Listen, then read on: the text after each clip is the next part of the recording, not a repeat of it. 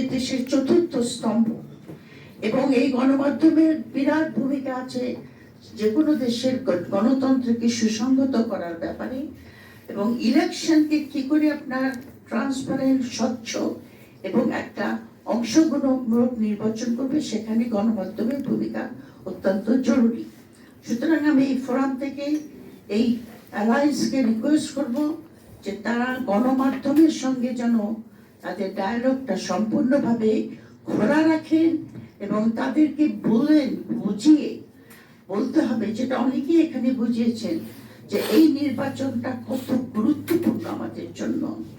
দেশপ্রেম থেকে উদ্বুদ্ধ হয়ে দলীয় যে কোনো রকমের ধ্যান ধারণা থেকে মুক্ত হয়ে গণমাধ্যম তাদের ভূমিকা পালন করবেন বলে আমি আশা ব্যক্ত করছি।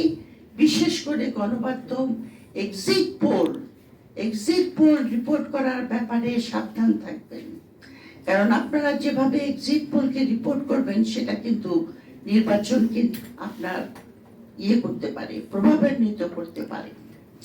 এরপরে বলবো আমি আইন শৃঙ্খলার কথা। আমার কাছে যেটা মনে হচ্ছে, আশঙ্কা হচ্ছে, আমাকে জিজ্ঞাসা করেছিলেন তারেক রহমান আসার পরে অনেক জার্নালিস্টরা ফোন করেছিলেন যে উনি আসতে পারে নির্বাচনটা এখন, হ্যাঁ উনি আসার পরে নির্বাচন হবে কি হবে না সেই আশঙ্কাটা কিছু দূরীভূত হয়েছে।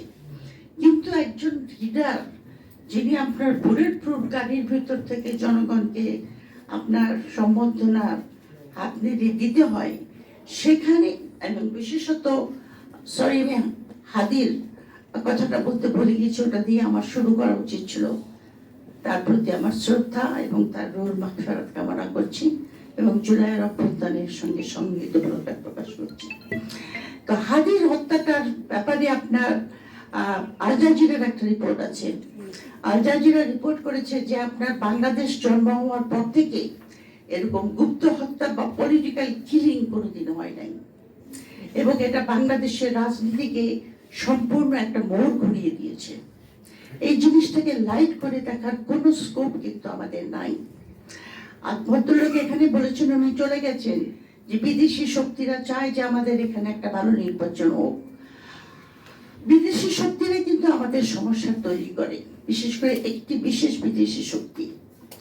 এই যে গুপ্ত হত্যার যে আপনার কালচার বা সংস্কৃতি, এবং তার ফলে আমরা শুনছি কেউ গানম্যান ব্যবহার নেবেন, কাউকে লাইসেন্স দেবেন সরকার। তাহলে আমরা ভোটাররা কি করবো? আমরাও তাহলে একটা করে লাইসেন্স চাইবো, যে আমি ভোট দিতে যাওয়ার সময় যেন ওখানে গোলাগুলির মধ্যে পড়ে না যাই, আমিও যেন সেলফ ডিফেন্স করতে পারি। আমি যেটা দেখতে পাচ্ছি যে বাংলাদেশে অস্ত্র উদ্ধার হয় নাই, আইন শৃঙ্খলা বাহিনী নিষ্ক্রিয়।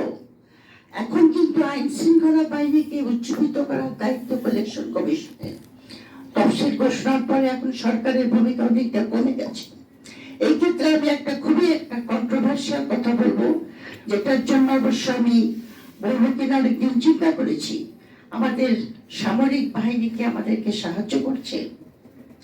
আপনার অতীতে আমরা দেখেছি 18 এবং 24-এর ইলেকশনে সামরিক সবার কথা বলছি না আমি, যারা আপনার উচ্চপদস্থ যেরকম ডিজিএফআই, এনএসআই, যারা গোয়েন্দা বিভাগে নিযুক্ত ছিলেন, তারা কি আমাদেরকে সাহায্য করেছেন?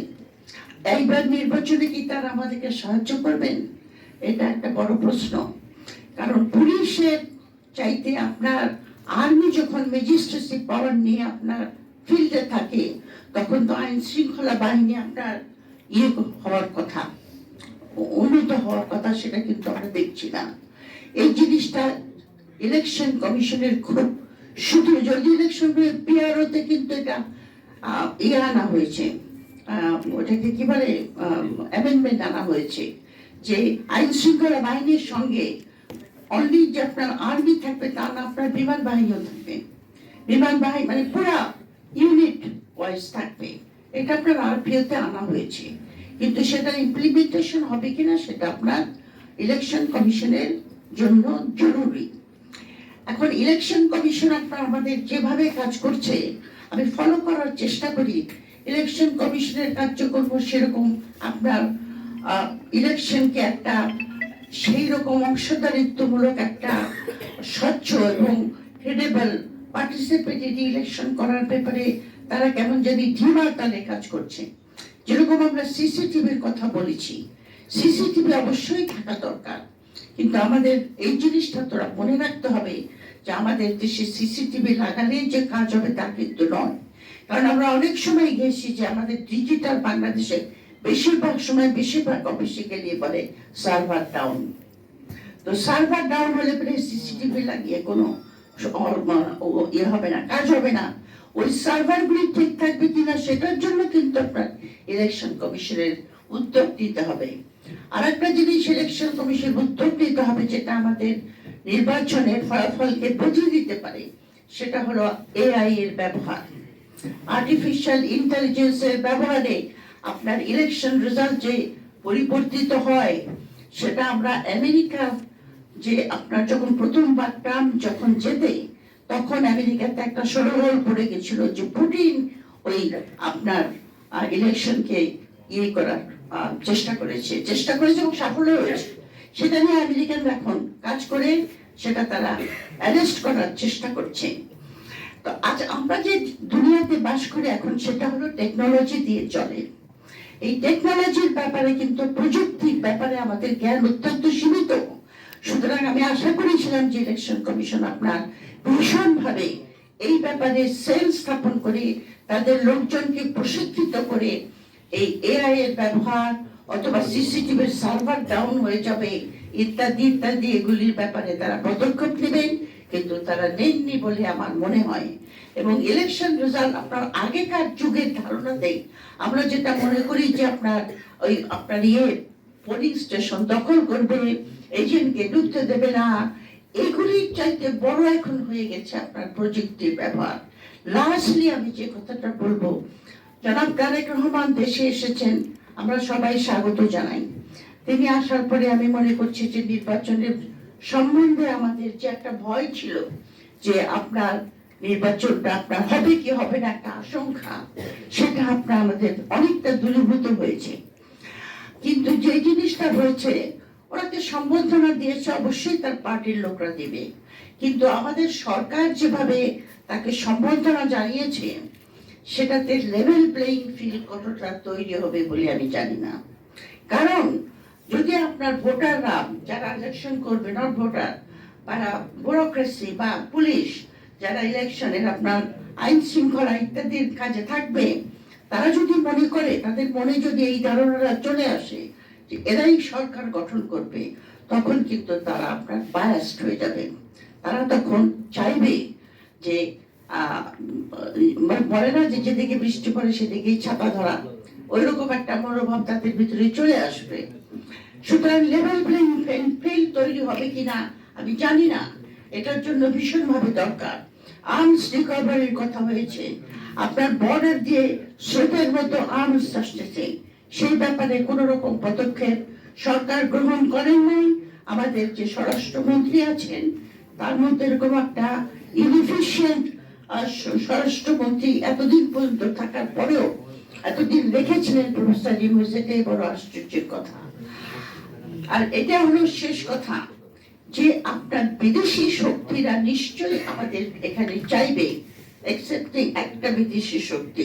আমি ওয়েস্টার্ন পাওয়ারের কথা বলেছি, যেটা এখানে এক ভদ্রলোক বলেছেন যে আমাদের ইনভেস্টমেন্ট দিস এন্ড দ্যাট, এগুলি অনেক অংশে নির্ভর করবে আমাদের এখানে আপনার একটা ক্রেডিবল ইলেকশন হয় কিনা। কিন্তু দুঃখের বিষয় হলো যেহেতু আমরা জনগণ সংঘবদ্ধ না, আমাদের পলিটিক্যাল পার্টিগুলির কমিটমেন্ট নাই, খালি ক্ষমতায় যাওয়ার জন্য যারা রাজনীতি করে, সেখানে এই বিদেশি শক্তিগুলি সবসময় চেষ্টা করে যে অন্যরকম একটা সরকারকে আমরা বসাবো যারা আমাদের কথা চলবে। পৃথিবীতে কোনো দেশই কিন্তু আপনার অল্টারিস্টিক বা একেবারে আপনার উপকার করার জন্য চলে আসবে তা কিন্তু নয়। প্রত্যেক রাষ্ট্র, আমি কথাটা আগেই বলেছি, কোনো রাষ্ট্রের কোনো বন্ধু নাই, রাষ্ট্রের আছে ইটারনাল স্বার্থ, তার কোনো বন্ধুও নেই, শত্রু নেই। যে আমার কথা শুনবে, আমার স্বাস্থ্যের কাজ করবে, সে আমার বন্ধু, আর না হলে না। তো ওয়েস্টার্ন পাওয়ারের মধ্যেও সেই মানসিকতা আছে, তারা দেবতা নয়, তাদেরও এজেন্ডা আছে বাংলাদেশকে নিয়ে। বাংলাদেশের ভূ রাজনীতি, বাংলাদেশের যে সিচুয়েশন, মানে জিওগ্রাফিক্যাল লোকেশন বা জিও স্ট্র্যাটেজিক কন্ডিশন, এটা আপনার বহু বহিঃশক্তির কাছে আপনার বাংলাদেশকে নিয়ে আমার যেটা ভয় লাগে যে মুক্তিযুদ্ধের সময় যেটা একটা রিজিওনাল কনফ্লিক্ট ছিল, সেই কনফ্লিক্টটা কিন্তু একটা ইন্টারন্যাশনাল কনফ্লিক্টে চলে গেছিল। আমেরিকা, রাশিয়া, চীন সবাই ওটাতে ইনভলভ হয়ে গেছিল। আমাদের এই রাজনীতি ইলেকশনটা যেন সেই যেহেতু ইন্টারন্যাশনাল কনটেক্সটে চলে না যায়, বিশেষ করে রাশিয়ার ইদানিংকালে রাশিয়ার যে অ্যাম্বাসেডার আছে ইন্ডিয়াতে, তার যে মুক্তিযুদ্ধ এবং তার সঙ্গে আওয়ামী লীগের যে জড়ানো এবং আওয়ামী লীগ যে কত আমাদের বন্ধু, এই স্টেটমেন্টটা কিন্তু খুবই একটা বিপজ্জনক স্টেটমেন্ট। সুতরাং আমাদের যেটা শেষ কথা হলো এই যে জোর জোর জোর নিজের জোর, আমাদের নিজেদের সংঘবদ্ধ থাকতে হবে। বিশেষ করে আমাদের পলিটিক্যাল পার্টিরা, জনাব তারেক রহমান সাহেব দেশে এসেছেন, উনি যে বক্তৃতাটা দিয়েছেন সেদিন, ওটা খুবই কম্প্রিহেন্সিভ এবং ভালো বক্তৃতা, সুন্দর। ওনার প্রজ্ঞার পরিচয় দিয়েছেন, সবাইকে নিয়ে কাজ করবেন উনি বলেছেন। সুতরাং এই মানসিকতা যেন থাকে যে ইলেকশনটা ফ্রি ফেয়ার করব, যে জিতবে সে আপনার সরকার গঠন করবে, কিন্তু যারা অপোজিশন থাকবে তাদের সঙ্গে বসে মিলেমিশে দেশকে উনি দাঁড়াবেন। সবকিছুর মূলে রয়েছে একটা ক্রেডিবল ইলেকশন। আমরা সবাই মিলে আশা করব, কাজ করব যেন নির্বাচনটা সেই রকম হয়, স্বচ্ছ, অবাধ, মুক্ত, এবং ভোটাররা যেন নিঃসংকোচে ভোটের কেন্দ্রে যেতে পারে এবং নিজের ইচ্ছা প্রয়োগ করতে পারে। আপনাদের ধন্যবাদ।